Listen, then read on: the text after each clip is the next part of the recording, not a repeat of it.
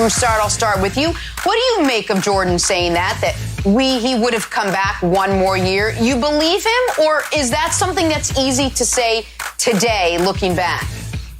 No, I completely believe him. Look, he had already retired once, so he knew how much he wanted to play basketball. And, of course, he came back a few years later. He had just made it clear that he was only going to play for Phil Jackson. And when Phil Jackson didn't return, it was a wrap. Now, I was surprised last night that Jackson said, you know, Jerry Reinsdorf gave him the opportunity to come back, but it was kind of half-hearted in that they still were going to do a rebuild. And so I think it was a little disingenuous to offer him to come back when you're going to rebuild.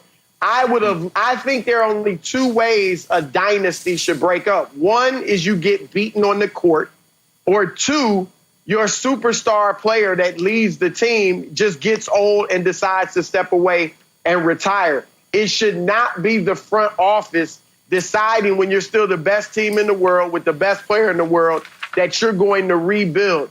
Jerry Krause should have understood you get just as much glory and credit by reloading around Michael Jordan 3 times, because they would have had to reload rather than just trying to rebuild completely, which obviously never came to pass. So you look at Scottie Pippen, he had 2 years left. The next 2 years, he played the full season, so you should have brought him back. And then could you have gotten more out of Rodman? Perhaps. He only played 35 more games the rest of his career for other teams. But even if you had to replace Rodman, that's where Krause could have shown his expertise and gone out and got somebody to replace Dennis. I think they could have won a 7th straight. It would have been a 7th straight. I know we skipped those 2 years where Jordan didn't play, even though he kind of played one of them, but they could have won a 7th. Here's the thing. It's an amazing sliding doors moment, because it would have been another brutal loss for the New York Knicks if they hand to Michael Jordan. What happened that next season? The Knicks sneak into the playoffs as an 8 seed. Allen Houston has his runner. Larry Johnson has his 4-point play. That team doesn't even make the playoffs if Jordan's Bulls make the playoffs. The 8 seed gets knocked out. And I do believe, Broussard, they would have made the NBA Finals, but I think they would have been done winning titles, because in those NBA Finals, David Robinson and Tim Duncan were waiting for him, and they never had to deal with the great center in the NBA Finals. And the following year, it would have been Shaquille O'Neal waiting for him. So for that reason, and for another maybe more important reason, I think the timing worked out perfectly for Michael Jordan, and here's why. I believe Game 6 in 1998 against the Utah Jazz was the greatest game Michael Jordan ever played. And the stat line, it's like, okay, it was a really good game, but the greatest, he had 45, 1-1, 15 of 35 from the field.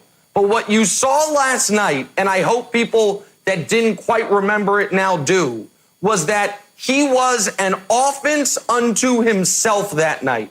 It was, you were facing the specter of a Game 7 on the road in the toughest arena in basketball. Jordan scores over half of his team's points. Pippen's back is out. Rodman's on his last legs. The only role player that really stepped up was Kukoc. And not only did Jordan carry them for the first 47 minutes, but he had the most storybook final 45 seconds of a career, even though we know he came back, one could have. The layup to get the 2-for-1 and to tie the game, the steal you're seeing right now on Malone, and then the iconic jumper. It was a perfect ending to his time in Chicago. And while I would have been impressed if they made the finals the next year and then lost to the Spurs, a lot of people have decided the single worst thing you can do in the NBA is lose in the finals, not in the first round or miss the playoffs. The worst thing you do is lose in the finals. So it probably would have besmirched his legacy for some. So I think it worked out perfectly for Mike, because I think he walked away from Chicago having just played the single greatest game he ever played in Chicago. So Wildes, even if he wanted to, I think Phil Jackson did him a favor by walking away when he did. I think that's a good point, Nick. I think the narrative leans in Jordan's favor that he's 6-0. But I want to push back on Reinsdorf's assertion that it would have been a financial impossibility to bring that team back. There's 2 interesting tweets I saw. The first one's from Bobby Marks, great guy, and he said that there's three people signed the biggest deals of their career. It was Luke Longley, Scottie Pippen, and Steve Kerr. So then Dusty, our esteemed researcher, dug in a little bit more on the salaries of the 98 Bulls and what could have been the 99 Bulls. It doesn't look that bad. Jordan has a huge salary, of course, but these other increases are not, outstanding to the point that you couldn't make it work. Now, the other thing, and Broussard mentioned this, is Rodman. Now, the thing about Rodman is it's not necessarily the money. If you look at all the money, Rodman's salary goes down. Here's Mannix, more convinced than ever that no coach or team could have extracted the production from Rodman that Phil and the Bulls got out of him in those first 3 years. Rodman played 35 games for two teams after that. His career is basically over. Now, Broussard, I'm going to disagree with you a little bit. I don't think Rodman's career was over physically. I think it was over because he couldn't get managed. Phil managed him perfectly. You could let him go to join the NWO before a finals game. I don't know if any other coach could let him do that. So I think there was more in Rodman's tank, but he was just mismanaged. No, I think that's fair. And I do, because remember, he was a problem in San Antonio before he went to the Bulls. So I totally agree. Jordan and Phil Jackson did a great job with Rodman, so they may have gotten more out of him. However, it's an unknown. And I think if they had decided to rebuild, you saw Jerry Krause did 3 sign-in trades that summer.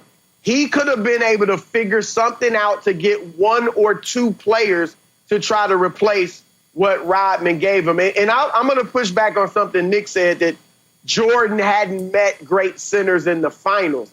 But he had dismantled or beaten great centers in the Eastern Conference playoffs. He obviously had to go through Ewing several times.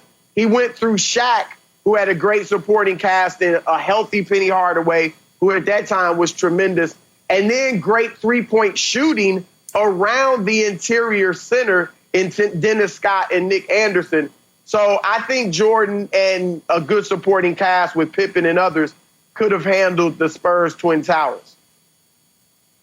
But none of that works without, to Wild's point, Phil Jackson sort of being the glue. We talk so much about Jordan's impact. Phil Jackson really had the understated impact to all of those guys. Would you agree, Nick, that he was sort of become the understated hero throughout that whole stretch?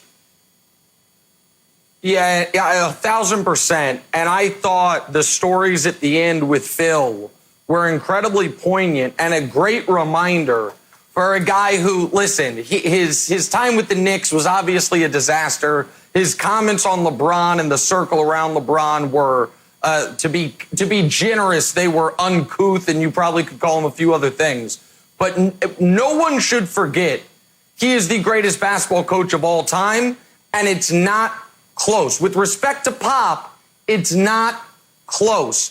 Phil Jackson, in a 12-year stretch, won 9 NBA titles with players, none of whom had ever won a single title. He won 3 with Michael and Scottie. Michael goes away. They make the second round twice. Michael comes back. They win 3 more. Phil takes 1 year off, and then they win another 3 immediately in Los Angeles. What he did, and by the way, then 2 more a decade later with Kobe and Powell. Phil Jackson and his accomplishments, Broussard, I think it's almost been forgotten. He has as many rings as Bill Russell does. And what you saw it at the end when Michael said, you got Michael Jordan writing poetry because Phil Jackson has somehow mind melded him. And what he did with Rodman. And I even thought the moment where Rodman wasn't at practice and he just tells the media, he's not here, don't know why he's not here. Like, his ability to control each situation, I thought was so critical given the cauldron that those Bulls teams were in. No, I agree with you, Nick. I think Phil Jackson is the GOAT among NBA coaches. And what he did the year Jordan was gone, when they won 55 games and played well in the playoffs without Michael. Remember, Jordan and Kobe, as great as they are, never won championships without Phil. I said this before, I'll say it again. For all his issues that he later had with LeBron that you mentioned, Nick, had Phil Jackson become a coach for LeBron James early in LeBron's career, I think LeBron would have more championships as well. And the GOAT conversation in many people's opinion, might be different. All right, well, with the Jordan doc in the books, we're now going to turn to Wilds to tie a little bow upon it, where he's going to be handing out awards for literally everything. We're giving him 60 seconds to do it. Use your time wisely, buddy. The clock starts now. Jenna. Okay, thank you. The award for the most graceful move, Karl Malone going on to the bus to say congratulations to Michael. The award for best pregame parade. Now, a lot of people go for the post-game parade or the post-championship, but congratulations to the city of Indianapolis. The rare pregame parade. I liked it. The award for simple but good idea. Earplugs. You guys got crowd noise? We got earplugs. Simple. The award for best added storyline that they should bring back. Give the MVP out before a playoff game. Added drama. I would just love it. Best tunnel vision award. Congratulations, Jerry Sloan, who didn't know that Jordan was sick somehow and also didn't know the final score of Game 3 of the finals. So congratulations, Jerry Sloan. The award for best Porsche vanity license plate. I was in the running for this one, but we're going to go to Michael Jordan Air. Congratulations, Michael. The Grammy for best pregame music for Sart, Kenny Lattimore. Really a banger to get ready for the big finals. Best Leonardo DiCaprio cameo. Big upset here. Leonardo DiCaprio gets that one. And the best teammate, this is a personal one, Libby Geist, my wonderful wife, who was the executive producer on the film. In all seriousness, it's been wonderful to see the whole world embrace the project. If you worked in sports, this project has been kicked around for 20 years, and it never came to fruition. It took a championship team, Netflix, ESPN, Jordan, Mandalay, Jason Harris' team, the entire team, also pulled it off in an advanced timeline with no face-to-face meetings, everything over Zoom. So I'm very proud of her. I'm happy to be her Pippen to her Jordan.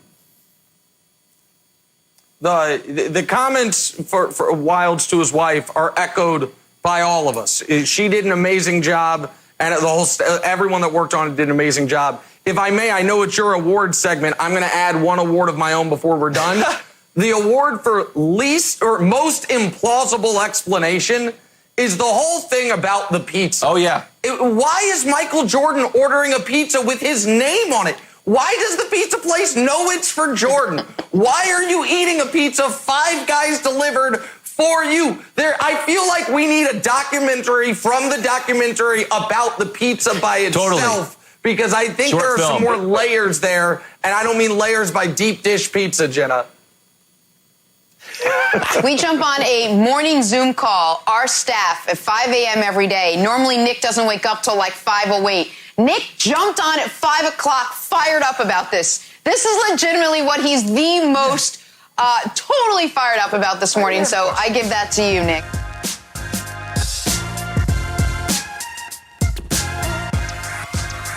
First Things First is sponsored by Ram Trucks, built to serve.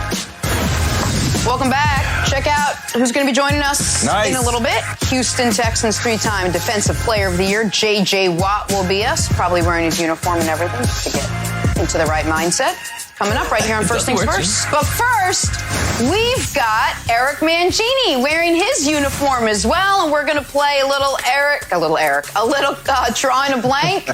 Here we go. Aaron Rodgers opened up for the first time since the Packers drafted quarterback Jordan Love. Rodgers said he wasn't thrilled with the pick, and his desire to stay in Green Bay for his whole career may not be a reality now. So, Nick, the chances Aaron Rodgers retires as a Green Bay Packer are blank. Oh, my gosh, I'm horribly embarrassed. This is the second time in 12 shows that I've done this, and I feel like knowing coaches on the show, it gets me all rattled. My response was shockingly honest. That's what I wrote because I misread the question again. The chances he retires a Packer are very low. I thought his comments were shockingly honest. I apologize to our graphics people. I've ruined it again. The point is this. I think he's absolutely right. He wants to play through this contract and then some. He's not even going to be able to make it through this contract if they want that pick to work out. So the chances he retires a Packer are shockingly low. These comments are shockingly honest. And he wasn't mean to Jordan Love, coach, but he was very honest about how he felt, which is he knows what the draft pick means for his future. Yeah, my fill in the blank was slim. And if Tom Brady can't retire as a Patriot, there's very little chance that Aaron Rodgers retires as a Packer. And at 36 years old, he's got a 4-year contract. It really doesn't make any sense from a salary cap perspective to make a move in the next 2 years. It would be devastating in that regard alone. Plus, he's going to play at a very high level. I would argue that he could see the rest of this contract through. He could make it through the next 4 years and hold off the competition, and it would still give the Packers the 5th-year option when they eventually move on from him, at the end of this contract. Jenna, I'm going with Tim Grover's pizza take. He got that pizza delivered by 5 guys in Utah, and he was like, "Ooh, I don't have a good feeling about this. I think we should take the term writing on the wall and replace it with 5 guys delivering a pizza." So how do I feel about it? I feel like 5 guys are delivering a pizza to Aaron Rodgers, if you know what I mean. Oh, we know what you mean. Wow, it's a good take. Moving on to the New England Patriots now. This one's for you, Wilds. Though many have already penciled in Jarrett the Javelin Stidham, as coined by Mr. Kevin, as the Week 1 starter, NFL Network's Mike Giardi recently said that he predicts Brian Hoyer will actually get the Patriots' first-team reps. So, Nick, Hoyer beating out Stidham for the Pats' starting quarterback job would be blank. I now realize why I screwed up my first answer, because I saw this one and I got so excited about my answer that I just rushed through my work on the rest of the test. My answer here is Brian Hoyer beating out Jarrett Stidham for the Pats starting quarterback job would be a javelin through the heart. A javelin right through Kevin Wilde's heart. Because Brian Hoyer doesn't have any good nicknames. Wilds can't trick himself into believing that Brian Hoyer's great because we've actually seen Brian Hoyer play.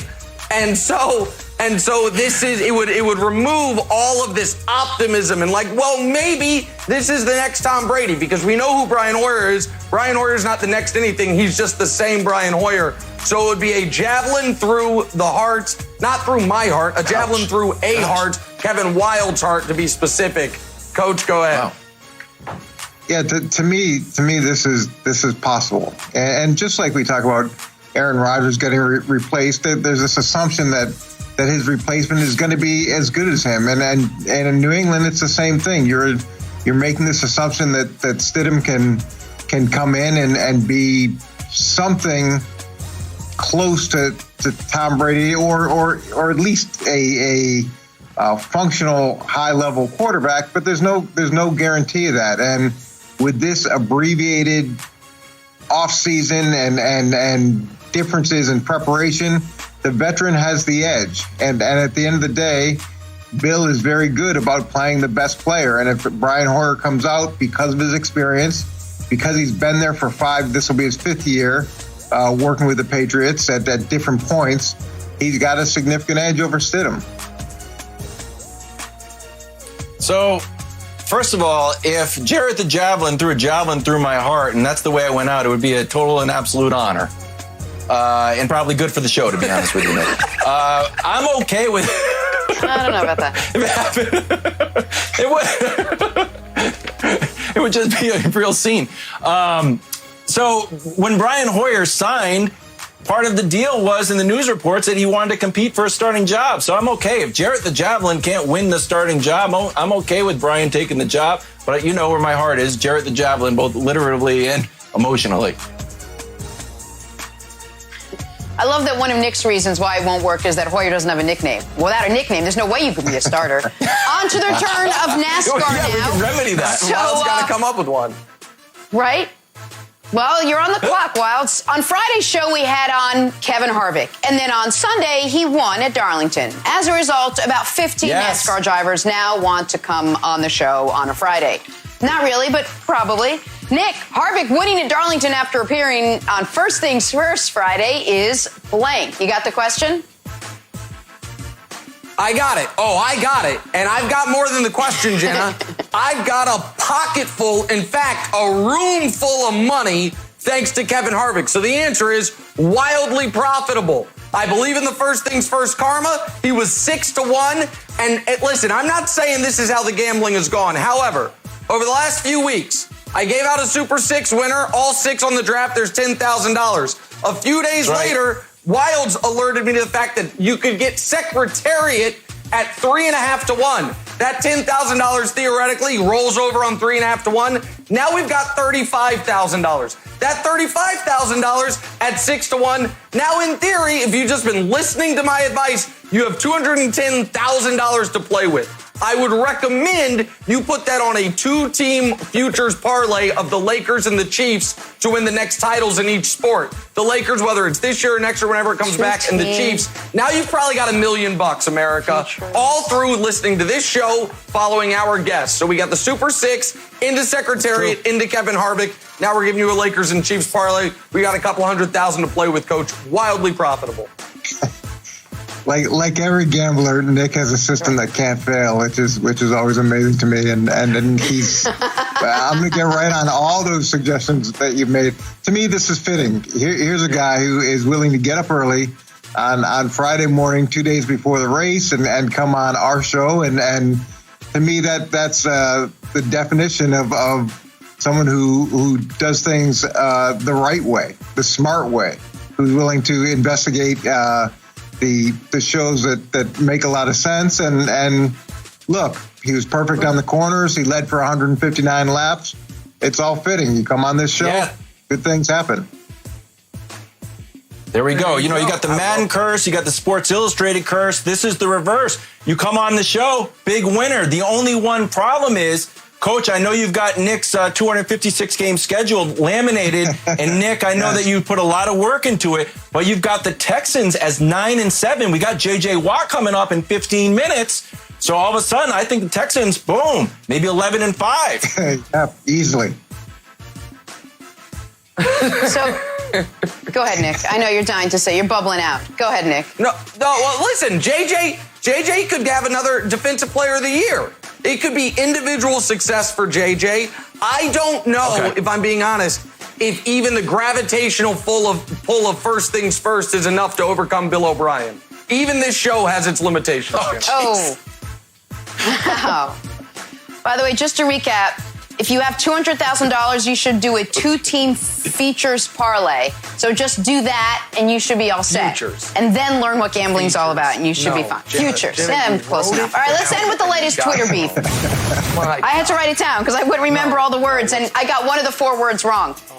This Twitter beef was between Nick and actor J.D. Williams, a.k.a. Bodie from The Wire. Now, Nick loves that character the way I love Elaine Bennett. So you can only imagine his heartbreak when Williams tweeted at Nick, Wright been asking for it for a long time. Someone's going to give it to his expletive. Nick, I'm guessing he disagrees with your LeBron Jordan GOAT debate. But Bodie from The Wire calling you out on Twitter, which just rattled your weekend, is blank. You guys know I'm not prone to hyperbole, and I try to be a pretty stoic person. So I don't want to overstate this. It's true. This might have been the worst moment of my life. 12 years ago, I started a book on The Wire. This is a true story. I started a book on The Wire. I outlined it. I talked to a potential publisher, and one of the parts of the book was going to be the 75 most important characters on the show ranked. Because even back then, if there's one thing I could do, it was lists. This is the greatest show in the history of shows. And coming in number 5, the great McNulty. Number 4, the just brutal Marlo Stanfield. Number 3, the iconic Avon Barksdale. Number 2, Omar, who might be the most singular character in television history. And number 1 was Bodie. Calvin Bodie Broadus. He wasn't even that big of a character unless you really invested in the show. And to know this person hates me is so crushing. I woke up Sunday morning to a text from Sam Pepper, and it said, "What did you do to Bodie?" And I look at my phone and I see it, and I just laid in bed and I said, should I retire? What do I do? So I say this, you know my commitment to take integrity. Bodie, Whatever I said, yeah. I want to take it back, man. I envision one day you and I would be friends. You hate me. It is so heartbreaking. And, Coach, it was the worst moment of my life. Oh. Okay, well, you mentioned stoicism. I rank you right up there with Marcus Aurelius. And as much as you love Bodie, I really loved him as Special K in The Sopranos, and he'd be one of my top 5 characters there as well. But look, this is understandable, Nick, and here's why. You obviously appreciate his work, and you have a lot of friends that you like and you enjoy, and you and I have a great friendship. And sometimes your takes can be frustrating to people. Now, and I say this from this perspective, they're smart, they're well backed up. You can consistently go back and forth with people, and I think sometimes other people can't hang with you in that perspective, and that gets frustrating. Oh, and that's when you turn it around. No, I'm saying it happens with Coach friends is taking too. a deep dive here. Where they get psychoanalysis on Nick. Where they get to the point where they just can't hang with you. So their answer is now, okay, I'm gonna whoop you. Okay, and that's in the schoolyard. That's always the last resort of someone who's been beaten, in an argument or beaten, in any sort of ranking or discussion. So you beat him, and he's resorting to this, and Nick. It's understandable. Wow. So settle down there. Expecting that. Settle down there, my stoic friend. So, Nick, my advice is to take a page out of Phil Jackson's book. Take your draft of your book proposal, get a little coffee can, turn off the lights, write a poem to Brody, put it in the coffee can, and then burn your book proposal, and it's in the past. And that's the way to move forward. What a great way to button that up. I love it. Well, Nick, our condolences go out to you. We feel for you, buddy. Not even a little bit, but just for TV's sake. Take a break.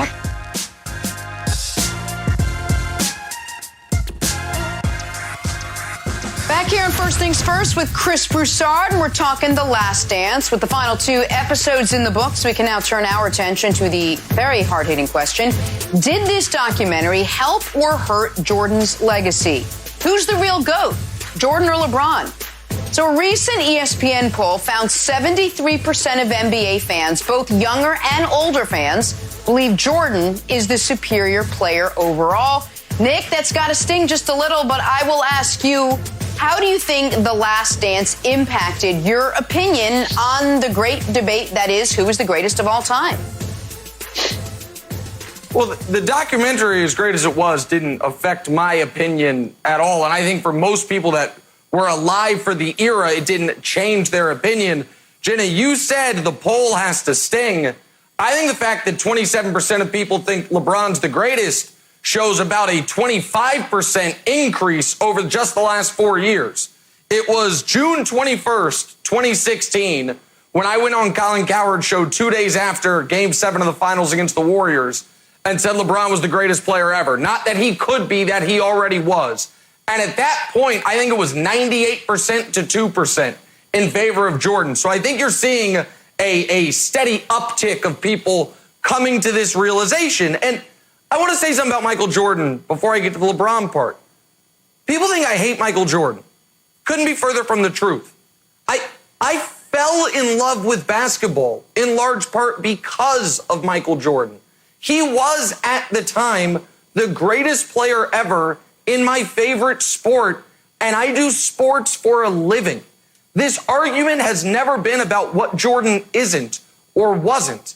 It's about, for me, what LeBron is. And what LeBron is bigger, stronger, faster. He's done it against far tougher competition. Every team he's beaten in the finals is better than any of the teams Jordan beat. He's done it with coaches ranging from downright awful to pretty good, as opposed to having the GOAT coach for his entire run of championships. He's done it longer. He's done it in a more variety of ways. His biggest weakness became his biggest strength. The guy who once we doubted how clutch he was, now has more buzzer beaters, more game winners in the playoffs than any player ever, has more points per game in elimination games and game sevens than any player ever. And his game translates to any era.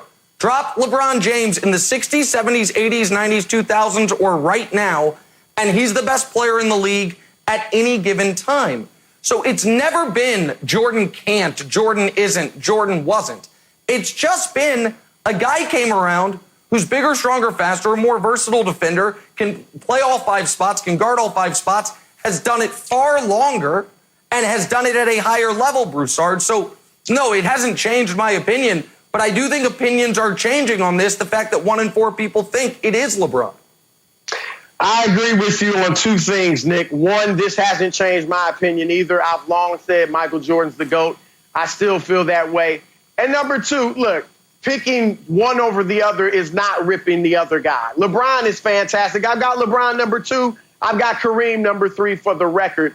But Michael Jordan is the GOAT. And I don't know if you're saying there was a scientific poll back in 2016 when you said LeBron was the GOAT.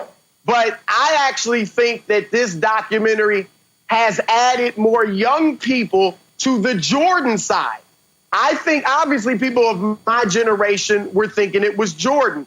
I'm shocked that in that ESPN poll, he ran away with it among young people, among millennials, and I think this documentary has a lot to do with it. Look, LeBron, we nitpick on this, but Michael Jordan had no weaknesses whatsoever in this game. Even if someone tries to argue three-point shooting, first of all, it wasn't a weakness at the time he played. Secondly, his career three-point percentage is the same as Kobe Bryant's. Nobody's looked at Kobe and said his three-point shooting was a weakness. So Jordan had no weaknesses. LeBron does, as great as he is. Number 1, the free throw shooting. That's a weakness. Number 2, LeBron doesn't move well without the basketball. That makes it tough for him to fit into a system. Everywhere he goes, everyone has to adjust to him rather than him being able to fit in, which can make it tough for stars to play with LeBron. Number 3, LeBron doesn't really have a go-to shot. Certainly not that, stop on a dime, pull up mid-range jumper. That can be tough on him. And then you want to talk about, a lot of people say the super team era that LeBron's played in. Here's the problem, and that's why he only has 3 rings and 9 finals appearances. The problem is that LeBron had super teams. He was one of the first with Wade and Bosh, and they only won 2 out of 4. They lost to Dirk Nowitzki, the lone superstar on that team that beat them in 2011. And then in Cleveland, Kyrie Irving is going to be a Hall of Famer. Kevin Love was putting up numbers we hadn't seen since before the ABA-NBA merger when he was in Minnesota. That's a super team. So LeBron is great, but Jordan is clearly the GOAT. Here's to wrap it up. The way LeBron dominated the East and put it on lock for 8 years, phenomenal. No one else thought they could beat him, and no one else did. They were shook.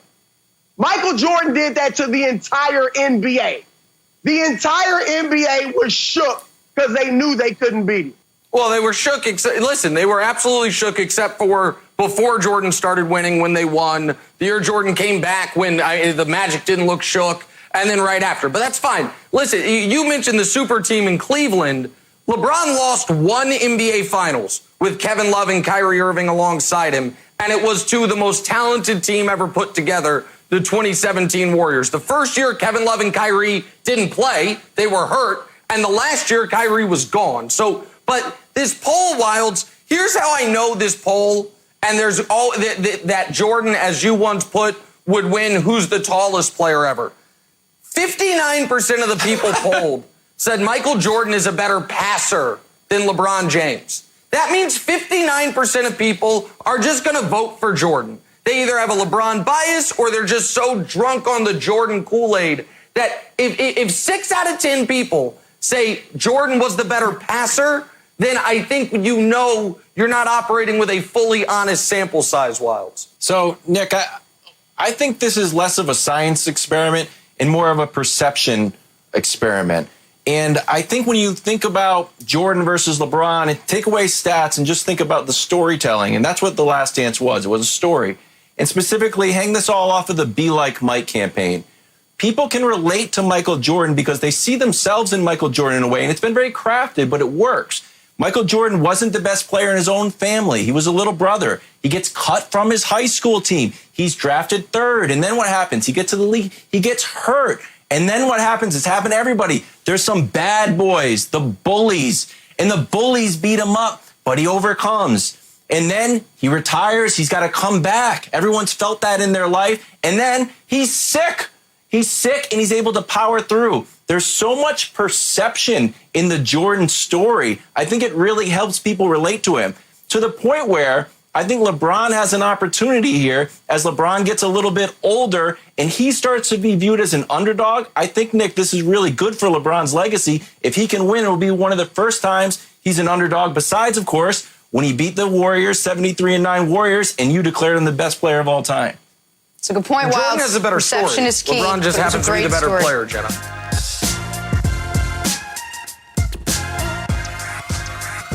Welcome back.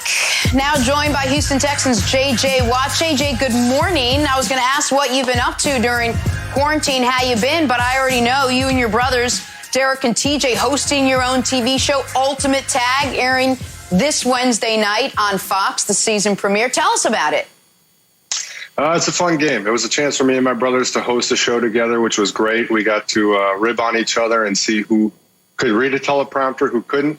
But more importantly, it was a chance for us to watch these extreme athletes go out there and do some incredible things. I mean, this game has adrenaline, it has excitement, it has energy, it has injuries, it has everything. It's pretty wild, and these athletes are extreme. So it's a lot of fun. I think people are going to like it.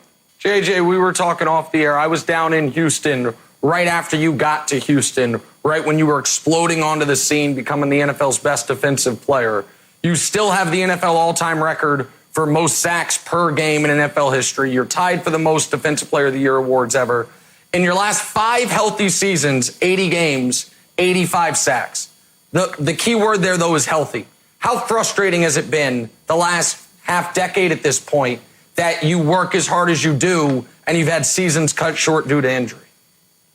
Yeah, I mean, it's extremely frustrating. There's no doubt about it. I mean, whenever you have to deal with something like that as an athlete, all you want to do is be out there with your teammates and play the game and be able to contribute and help win. And so when you can't do that, it's tough. And then the worst part of it all is having to go through the rehab process and every single day not be able to do the things you know you can do and the things you know you want to be able to do. So I've learned a lot from it. I mean, it's forced me to grow as a human and to just learn a lot about myself.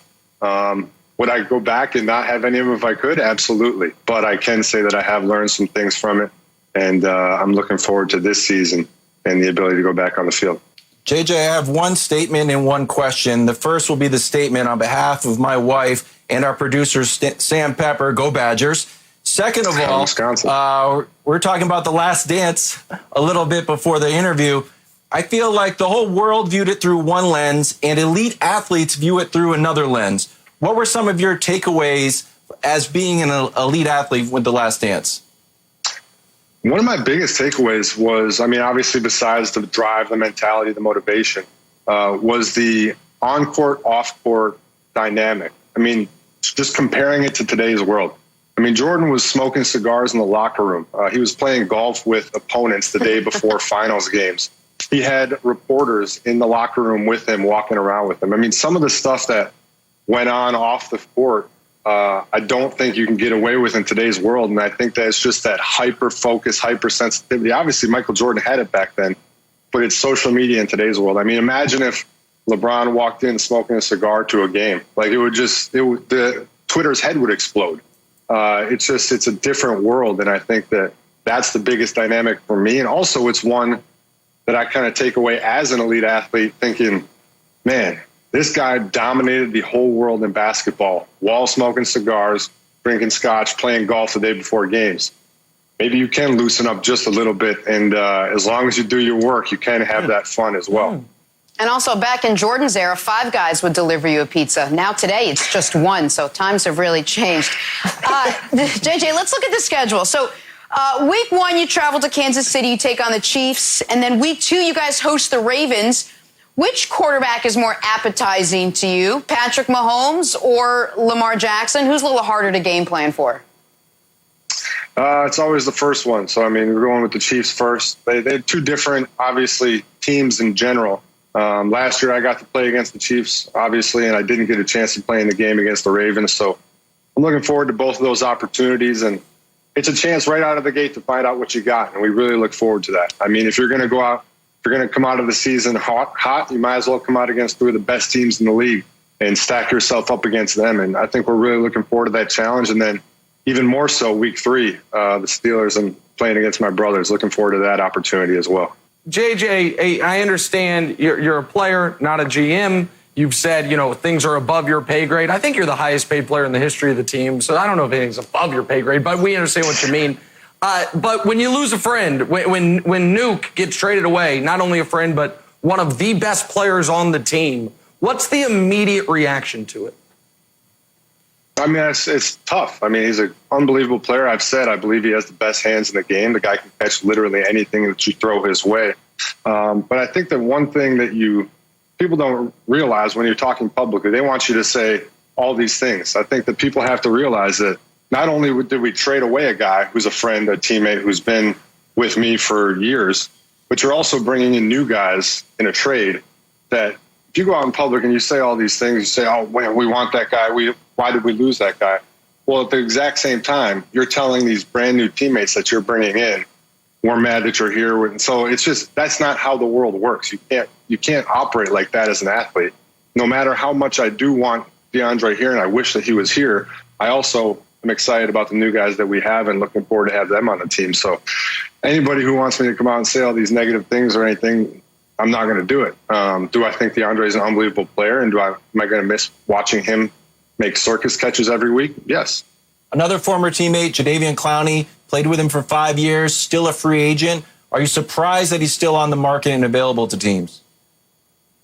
He'll find a team, he'll find an opportunity, and he'll go out there and he'll wreak havoc like he does. He's a great player. He makes a lot of things happen, and he'll find a team, no problem. All right, Clowney's still on the market. You know who's not on the market? J.J. Watt. J.J. Watt got married this year. J.J. Watt also hosted SNL this year. It has been quite a first couple of months to 2020 for you, my friend. Assuming that the league can do it safely and smartly, how much are you looking forward to getting back on the field and playing football and not just talking about how you're going to play football, even if there's no one in the stands? How much are players looking forward to that? Very much so. I mean, obviously, we want to get back out on the field. We want to play games. We want to compete. We want to give fans the excitement. We want to give them something to watch and get excited about. And this is what we do. I mean, we train all year round. We work so hard because we want to get out there on that field with our teammates and play those games. So very much looking forward to it as long as we can do it safely in the right way. But yeah, we want to get back on that field. JJ, you mentioned, looking at the first game is the most important one. And I know that's always been your mentality, and I'll be quick here. But given the fact that the first game does happen to be the immediate opportunity to avenge what was a playoff defeat and a really crushing one, was there a little added excitement that we don't have to wait for Kansas City, we get them immediately? Yeah, it's definitely an exciting opportunity to get right back in that same place, get right back against that same team, and have an opportunity to go out there and compete again. Obviously, we don't even want to think about what happened last time. It was horrible. That's not the way that we want to remember our time there. So we're looking forward to an opportunity to go up there and create some new memories there. And what better way to start out a season against the champs? If you want to be the champs, you got to beat the champs. So we're looking forward to that opportunity.